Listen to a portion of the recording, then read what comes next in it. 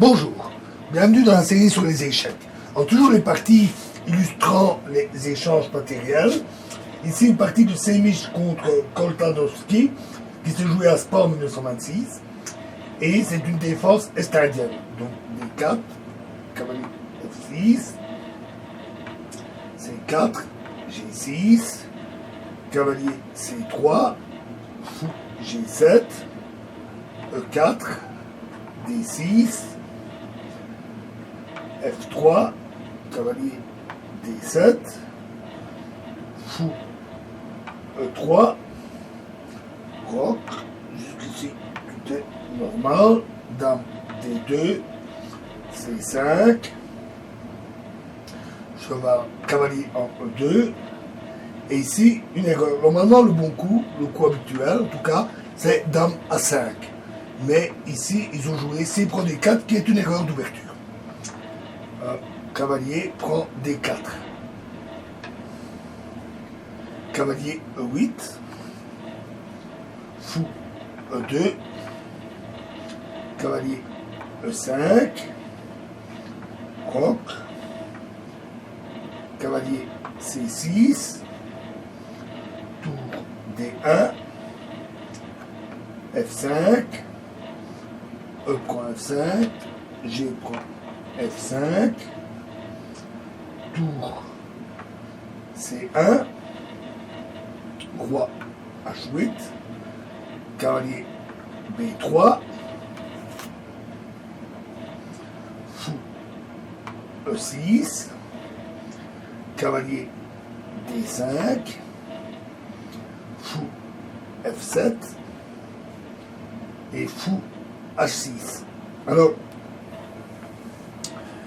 ceci est une manœuvre bien connue par laquelle les Blancs éliminent la figure la plus active, qui est le fou G7.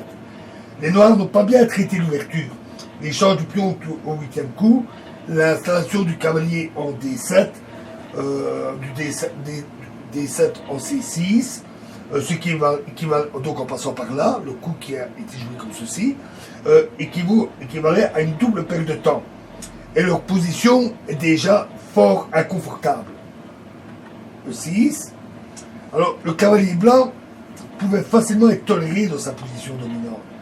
Mais les noirs sont maintenant affligés d'une sérieuse faiblesse en D6. Donc ce coup-là aussi n'est certainement pas très bon. Fou prend G7.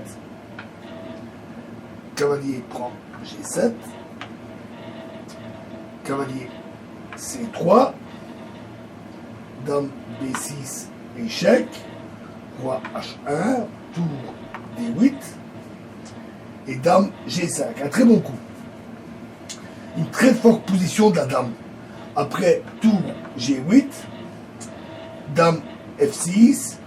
Le cavalier G7 serait désagréablement cloué. Il risque de se faire attaquer et avec une position sérieusement menacée. Les blancs, avec leur dame en G5, les blancs vont pouvoir exploiter la menace pesant sur la tour D8. Cavalier E8, C5. Alors on voit un très bon coup. Alors c'est une manœuvre qui vise à échanger les figures défensives noires et à ouvrir l'aile dame. Après D prend C5, tour prend D8, dame prend D8, dame prend D8, cavalier prend D8, cavalier prend C5. Toutes les figures blanches sont prêtes à une action contre les dames noires. Tout est orienté vers cette aile. C'est pourquoi, avec les deux coups suivants, les noirs ont essayé d'obtenir un peu de contre-jeu.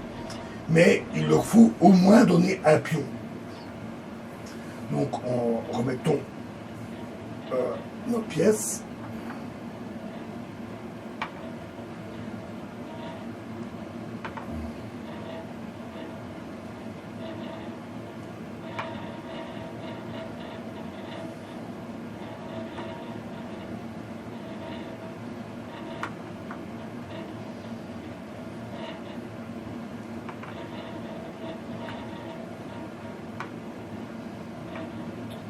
Donc, les noirs ont joué dame B4. D4, pardon. Mais alors, cavalier B5, à nouveau un très bon coup. Tour G8. Alors, les noirs ne forcent ainsi qu'en apparence la dame blanche à quitter sa position agressive. Et ici, les noirs vont sacrifier leur dame. Les blancs, pardon, vont sacrifier leur dame. Il s'agit en fait d'un pseudo-sacrifice, ils vont regagner la pièce afin de transposer dans une finale gagnante. Dame prend D8, cavalier prend D8, tour D4. Si la dame n'a plus de casse, donc dame prend D4, cavalier prend D4, et ici, à nouveau, les blancs, les noirs ont commis une erreur. Ils auraient dû jouer ça. C'est encore le plus solide, même s'ils perdent un pion à 7 ici, sans aucune compensation. Mais ils ont joué D prend C5, qui est une erreur. Parce que ce coup va permettre une pénétration absolument décisive de la tour sur dans la position noire. Donc tour prend C5, A6, et là tour C8. À nouveau très très bon. Si A prend B5, tour prend D8, et après B4, évidemment tour D7 qui attaque le fou. Donc cavalier G7,